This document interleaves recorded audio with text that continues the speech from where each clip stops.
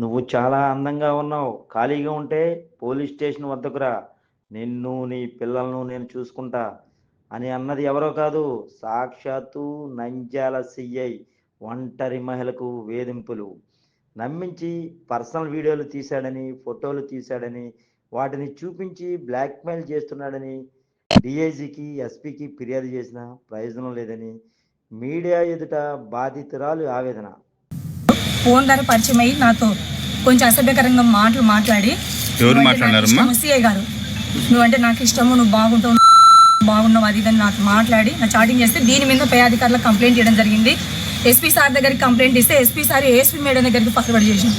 ASP madam దగ్గరికి వెళ్తే నా జరిగిన అన్యాయం మేడం ఇట్లా నాతో చాటింగ్ చేసిండు ఆయన అని చెప్పి కంప్లైంట్ చూపిస్తే ఆయన సెల్ నేను మొత్తం డిలీట్ చేయించేసినాను, నువ్వు ఆయన జోలికి వద్దు, ఆయన నీ జోలికి రాడని చెప్పుకుంటూ మేడం కూడా మళ్ళీ పిలిపిస్తాను, మళ్ళీ రమ్మన్నారు. మళ్ళీ పోతే ఇంకా ఫ్యూచర్లో ఎప్పుడే కానీ అతని మీద కంప్లైంట్ ఈయనని ఒక వైట్ పేపర్ మీద